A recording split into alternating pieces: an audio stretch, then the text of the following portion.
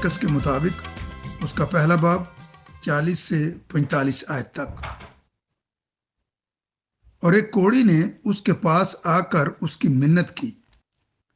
اور گھٹنے ٹیک کر اس سے کہا، اگر تو چاہے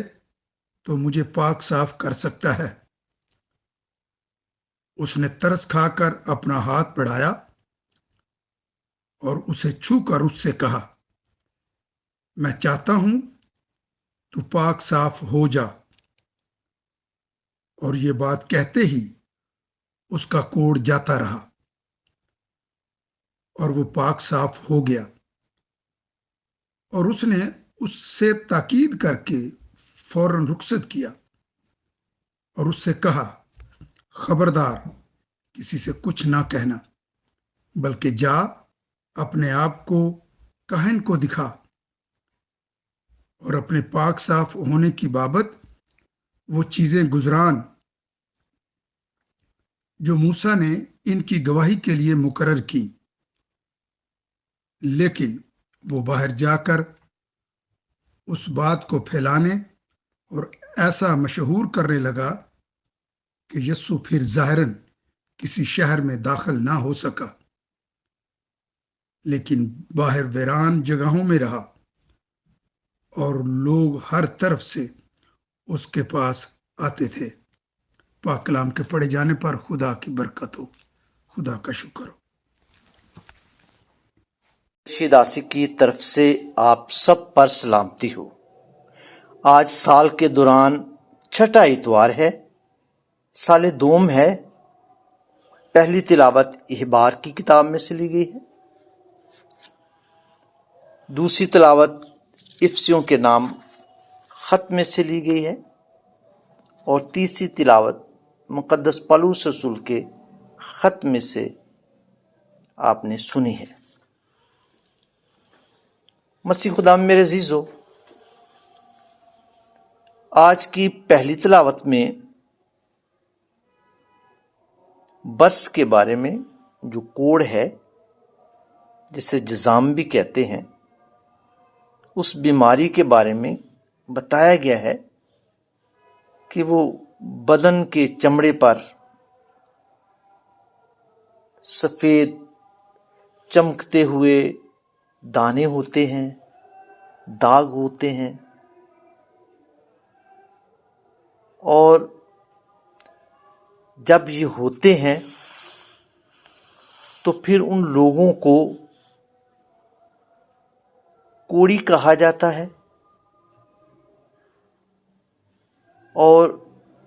ان کے کپڑے ڈھیلے ہوتے ہیں، لٹکے ہوتے ہیں، ان کا سر جو ہے وہ ننگا ہوتا ہے، ان کا منہ جو ہے کپڑے سے ڈھانپا ہوتا ہے، اور وہ چلا چلا کر کہتے ہیں کہ ناپاک ناپاک ناپاک۔ اور اس بیماری والے لوگوں کے لیے یہ بتایا گیا ہے کہ وہ کاہن کے پاس جائیں، کاہن انہیں دیکھے گا، انہیں شفا دے گا، ان کے لیے فیصلہ کرے گا۔ اور آج کی انجیل مقدس میں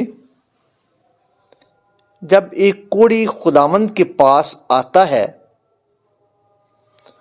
تو وہ کہتا ہے کہ آئے خداوند، اگر تو چاہتا ہے تو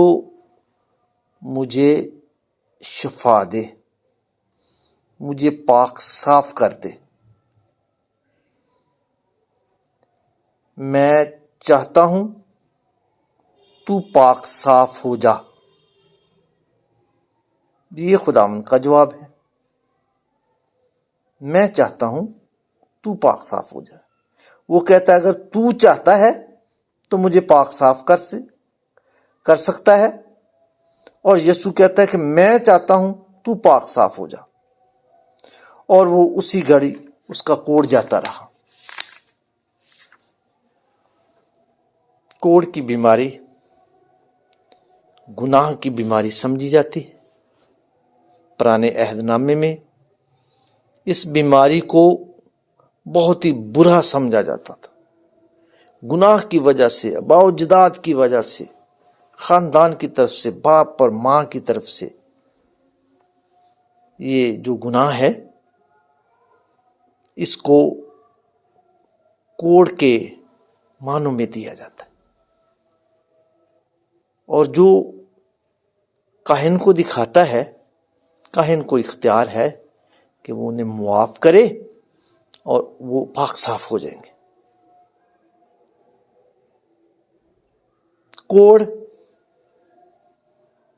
کی مرض، جذام کی مرض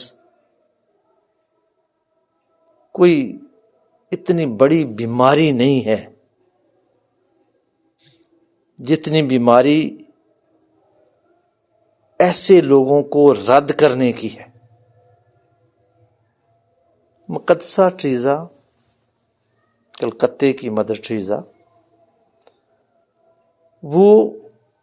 کہتے ہیں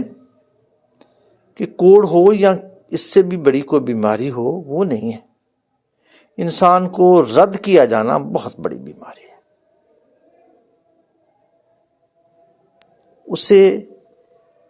کوڑ کے مریض کو تنہا رہنا پڑتا تھا، خیمے سے بھی باہر۔ اس کو پکار پکار کر اپنی موجودگی کا احساس دلانا پڑتا تاکہ راہ چھوڑ دے۔ خداوند خدا کو آج ترس آتا ہے کیونکہ اس نے اس کی منت کی، گھٹنے ٹیک کر اسے کہا، اور خداوند کو اس پر ترس آتا ہے، تو وہ ترس کھا کر اس پر ہمدردی اور محبت کا اظہار کرتا ہے تاکہ وہ ٹھیک ہو جائے۔ اور اس نے کہا کہ کسی کو بتانا نہیں ہے، مگر وہ جب کوڑ کا مریض تھا اس وقت تو پکار پکار کر کہتا تھا کہ ناپاک ناپاک، تبھی تو پھر وہ پاک ہو گیا تھا، پھر اس نے بتانا تھا، اس نے گواہی دینی تھی، مگر اس کی گواہی جو ہے وہ یسوع کے لیے اس کو چھپنے کے لیے مجبور کرتی ہے۔ وہ باہر ویران جگہ پر رہا اور لوگ اس کی طرف جاتے تھے، مگر وہ کسی اور شہر میں چلا گیا تھا۔ اتنی اس کی مشہوری ہو گئی تھی، کیونکہ اس کوڑ کے مریض کو پاک صاف کرنا اور کوڑ کو دور کرنا یہ کسی کے بس کا روگ نہیں تھا، کیونکہ یہ بیماری بڑی دائمی بیماری سمجھی جاتی تھی، یہ بری بیماری سمجھی جاتی تھی، یہ گناہ کی بیماری سمجھی جاتی تھی۔ خداوند خدا نے آج اس مریض کو شفا دے کے یہ ثابت کر دیا ہے کہ اس نے پکارا ہے، اس کی یسوع کی منت کی ہے، تو اس نے ترس کھا کر اپنا ہاتھ بڑھایا ہے اور اسے چھو کر کہا ہے، ترس کھایا ہے،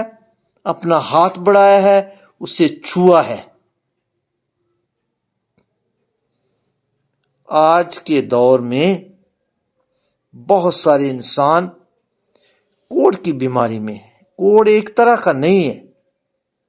برس ایک طرح کا نہیں ہے، جذام ایک طرح کا نہیں ہے، یہ مختلف ہیں جو انسان کو کھاتے جا رہے ہیں، تنہائی میں، جدائی میں علیحدہ کر دیتے ہیں۔ کئی لوگ دوسرے لوگوں کو جدا کر دیتے ہیں اور کئی خود جدا ہو جاتے ہیں، علیحدہ ہو جاتے ہیں۔ آج یہ دیکھنا ہے کہ ہم لوگ کسی پر ترس کھا سکتے ہیں، اپنا ہاتھ بڑھا سکتے ہیں، کسی کو چھو سکتے ہیں، صرف محبت ہی میں یہ دعویٰ نہیں ہو سکتا کہ ہم آپ کو چھوتے ہیں، آپ کو پکڑتے ہیں، آپ کی طرف ہاتھ بڑھاتے ہیں،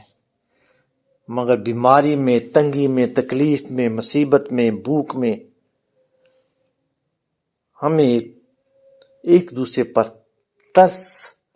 کھانا چاہیے، ہمدردی، ترس کا مطلب ہمدردی دکھانی چاہیے، ہمدرد ہونا چاہیے، کسی کی تکلیف کو کم کرنا چاہیے، کسی کی بیماری کو دور کرنا چاہیے، کسی کی مدد کرنی چاہیے، اور اسے چھو کر، جب چھوتا ہے انسان کسی دوسرے شخص کو، جب اپنا مدد والا ہاتھ بڑھاتا ہے، برکت والا ہاتھ بڑھاتا ہے، دعا والا ہاتھ بڑھاتا ہے، محبت والا ہاتھ بڑھاتا ہے، تو دوسرے انسان کی بیماری، دکھ، تکلیف، مصیبت اس سے دور ہو جاتی ہے۔ اور آج کے معاشرے میں ہر کوئی بیمار ہے، ایسا لگتا ہے ہر کوئی کوڑ کی بیماری میں مبتلا ہے، ہر کوئی علیحدہ علیحدہ ہے، ایک ہی گھر میں رہنے والے لوگ علیحدہ علیحدہ زندگی بسر کر رہے ہیں، ایک ہی گھر میں رہنے والے لوگ دوسرے کا حال تک نہیں پوچھتے۔ آج کے دور میں خداوند ہمیں پکار کر کہتا ہے کہ اب اپنا ایک دوسرے پر ترس کھائیں، اپنی ہمدردی دکھائیں، اپنا ہاتھ بڑھائیں،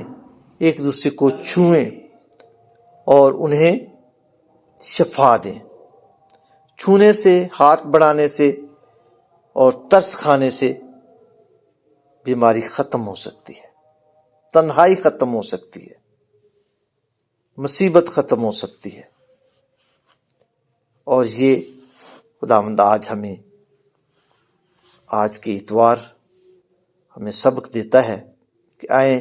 اپنا ہاتھ بڑھائیں اور اپنی محبت والی زندگی کو دوسروں کے لیے وقف کریں۔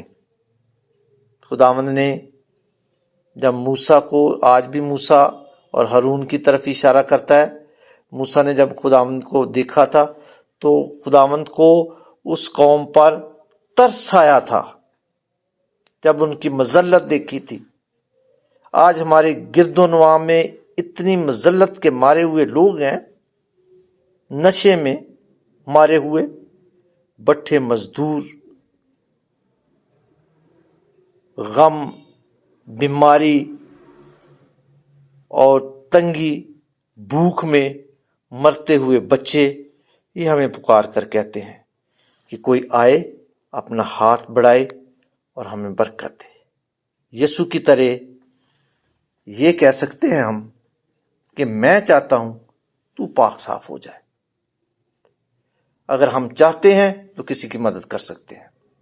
اگر ہم ہاتھ بڑھائیں گے تو وہ یسوع والا ہاتھ ہوگا، اگر چھوئیں گے تو یسوع والا چھونا ہوگا، مدد کریں گے تو خدا کے اس کلام کو پورا کریں گے جو متی کی انجیل میں ہے کہ میں بھوکا تھا تو نے مجھے کھانے کو دیا، میں پیاسا تھا تو نے مجھے پینے کو دیا، میں بیماری میں تھا تو نے میری تیمارداری کی، میں قید خانے میں تھا تو نے میری خبر گیری کی۔